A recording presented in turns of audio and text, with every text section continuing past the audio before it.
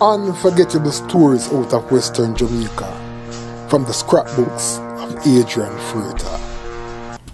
In Montego Bay, the St. James Parish Court, formerly the Montego Bay Resident Magistrates Court, is widely viewed as a place where aggrieved citizens go to seek justice against persons who might have offended them and breached their rights, and where law enforcement take persons who have broken the law to get justice by way of a fine or custodial sentence. While for the most part, the court is a somber place where justice is dished out minus drama, there have been instances where high drama has played out in the court in many ways, including some very colourful incidences. While I have no empirical evidence to support this claim, an ex-policeman recently told me that he was once involved in a case in which when they turned up at the Montego Bay courthouse, they saw a large frog on the step with its mouth padlocked. A woman who was supposed to testify in the case flatly refused to walk up that staircase and turned around and went back home, saying that she did not want anybody to obey her.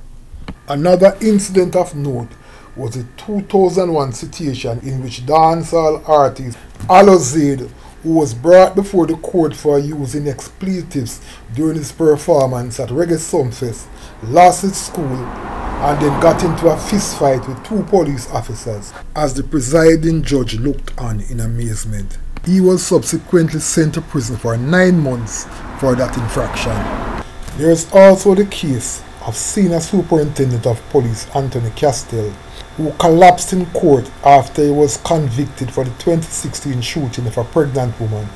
She was reportedly shot while traveling in the back of a taxi, which was being chased by the senior police officer and officers from the Transport Authority. Another colourful incident involved former Art Street strongman Cutie, who was reportedly found guilty in the Montego Bay RM Court. After he was found guilty, he reportedly told the judge what he should do with his mother before he was sent off to prison to serve a 15-year sentence.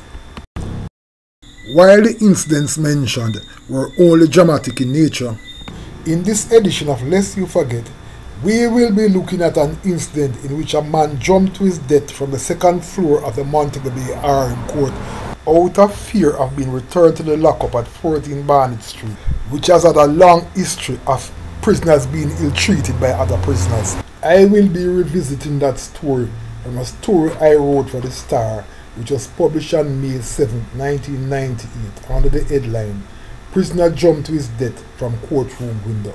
The story read as follows. It was high drama at the Montego Bay RM Court in St. James yesterday as a security guard jumped to his death from the court's 2nd floor balcony after being remanded in custody on ganja charges. Dead is 32-year-old Wilbert Cooke, who was employed as a security guard at the Sangster International Airport prior to him being arrested on Monday, April 27th, following a drug bust on an American airline flight. During that incident, 550 pounds of ganja was seized by narcotics police. Cook, who was remanded in custody after he and fellow security guards, 25-year-old Michael Chin, 27-year-old Felix Whitney, and 24-year-old Fabian Guthrie, appeared before the court. He was reportedly fearful of returning to the harsh conditions at the Barnett Street lockup. Before making his fatal leap, Cook reported told his attorney, Victor Robinson, that he had no desire to return to the lockup as he was fearful that he might be beaten to death by inmates.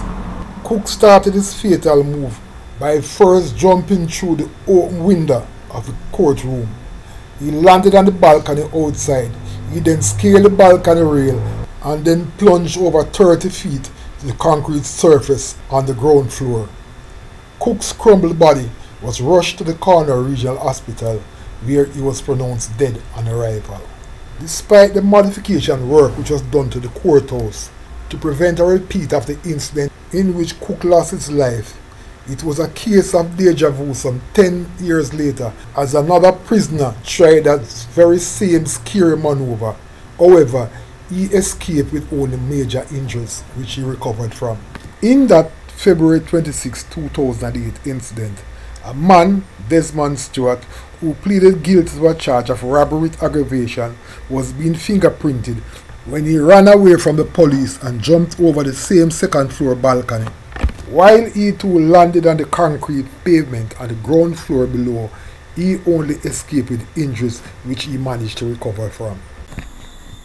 In looking back at the incident in which security guard Wilbert Cooke jumped to his death from the second floor of the Montego Bay RM Court, it is definitely one of those unforgettable stories out of Western Jamaica. Unforgettable stories out of Western Jamaica from the scrapbooks of Adrian Fruita.